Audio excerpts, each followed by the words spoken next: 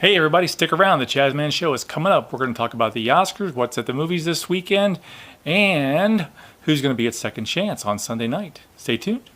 Roll the credits.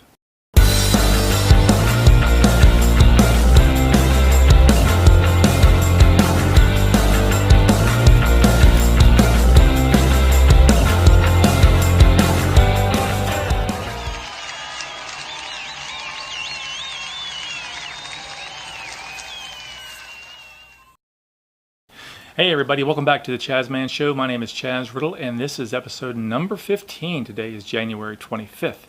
Okay, so top of the order is what's showing at the movie theater this weekend. There's a new movie out there called The Kid Who Would Be King with Patrick Stewart starring as Merlin.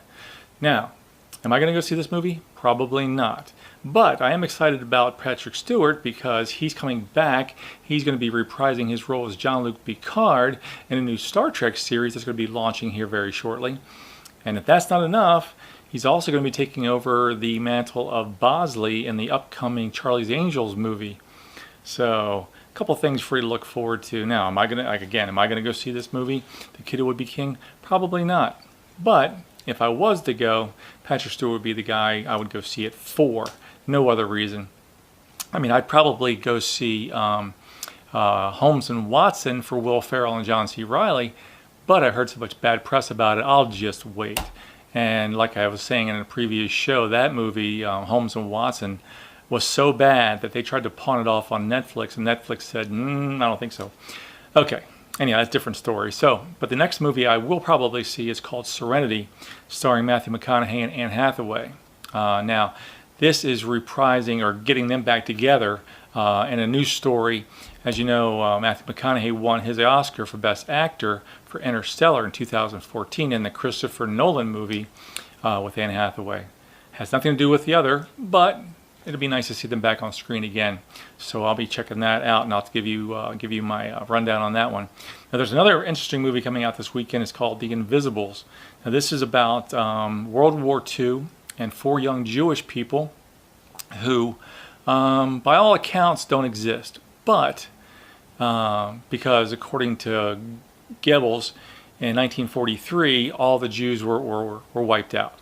But it didn't seem to actually take place. And anyhow, these 4 actually learn to blend into society, and they learn a lot about things, about how society treats Jews and other people and so forth. And I think this could be a very interesting story. In this case, these 4 people blend into society so well so they can overhear these conversations amongst the other people in town to find out what they're really thinking, which I think would be pretty interesting. Basically, it's the fly on the wall type of technique, I guess, if you want to call it that. So it'll be interesting to gain their perspective, hearing what people say when they think they're in the other room, or not in the room, I should say. Okay, now, second thing about this week is the Oscar list of Oscar nominees came out. Okay, check it out.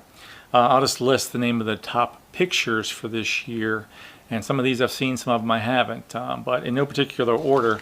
You've got Roma, you've got The Black Klansman, you've got The Favorite, The Green Book, A Star is Born, which is my favorite, Vice, Black Panther, and Bohemian Rhapsody.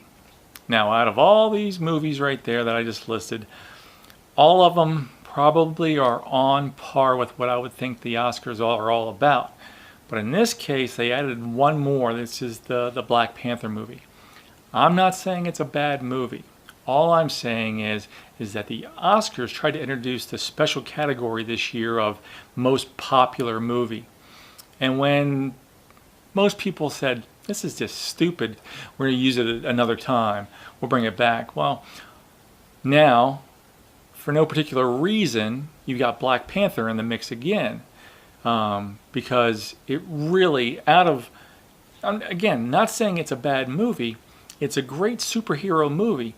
Is it on caliber with the other superhero movies? I would say, for example, that Spider-Man Into the Spider-Verse is a better movie. I would also say that Infinity War is a better movie. So if you were going to put a superhero movie into the mix for Best Picture, Black Panther? Seriously? I mean, it is in no other categories None. It's not in for best sound. It's not been in for best directing, best acting, best supporting. None of that is in there. It's just in one category, best picture. This is just for public awareness. I'm sure it's a ploy to get people to pay attention and get more people watching, and they can sell more advertising dollar. But would I put it in the same category as other movies? I mean, just listen to this, okay? This is the list of the last 10 years of the Oscar winners, okay? So starting in last 18 years. So 2001, you had Gladiator.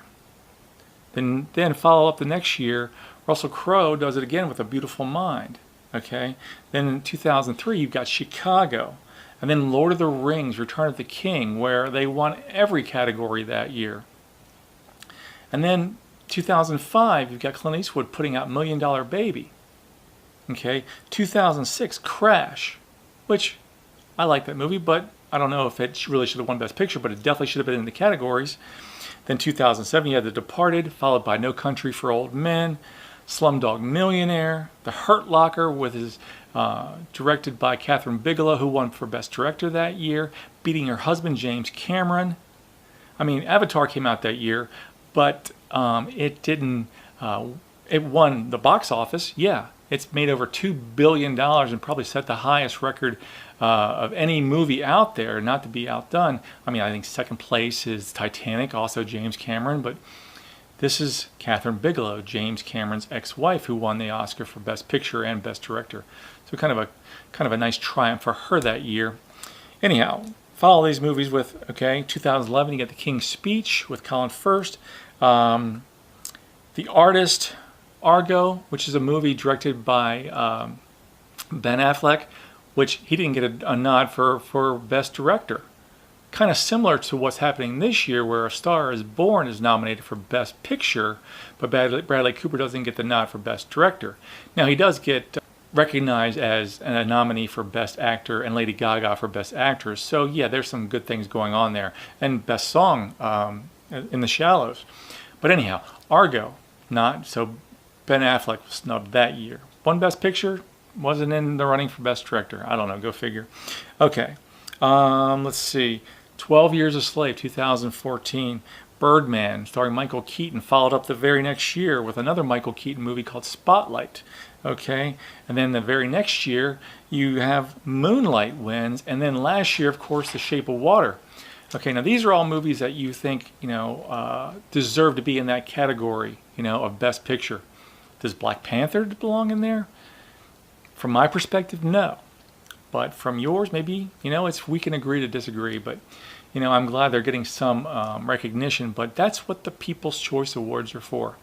That's what the Critics' Choice Awards are for. That's what the MTV Awards are for, not the Oscars. I mean, you just don't throw a movie in there just because it's popular. I mean, if you really want to keep the integrity of the Oscars going. But anyhow, that being said, I'll get off my soapbox. Leave me a comment. Let's talk about it. Leave me a comment. Send me an email. The ChazmanShow@gmail.com. Let me know what you're thinking.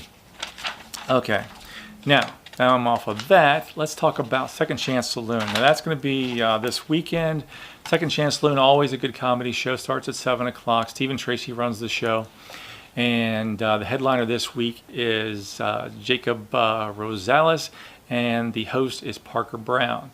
Now I don't have a list of all the other comics that are going to be here this week, but it doesn't matter. I'm sure that Stephen Tracy's going to pick 10 of the best, and including me. He'll even throw me in there, and we'll go out and it'll be a fun time. I mean, there's no football this weekend, is there? There is something Saturday at Camden Yards to kick off the baseball season, but that's totally different. This is Sunday night, 7 o'clock. Second Chance Saloon starts at 7 o'clock. Come on over, have some fun, listen to some people, tell some jokes. We'll have a great time. Anyhow, so that's what I think about this week's coming attractions, or the movies, I shouldn't have the coming attractions, but the movies that are in the theaters this weekend. Now on Monday I'll do the box office, see who kept the lead. I'm pretty sure that Glass is going to maintain its #1 spot and I think probably the upside will probably hold on to number 2. I don't see anybody challenging it this week, but we'll find out about that on Monday. So in the meantime, go to the movies. If you like something out there, I would say the pick that I would go to of the 3 that I listed, Serenity, The Kid Who Would Be King, and The Invisibles, I'd probably go see, just because of name recognition alone, I'd go see the Matthew McConaughey, Anne Hathaway, because I like that pairing for Interstellar. Now, as far as if I wanted to, see a movie that I could learn something about society, I'd go see The Invisibles. And so maybe it's a double. Let's see, what do they call it? A double feature for me this weekend. We'll see what happens. But in the meantime, guys, have a great day. Stay warm, and I will see you on Monday. Bye-bye.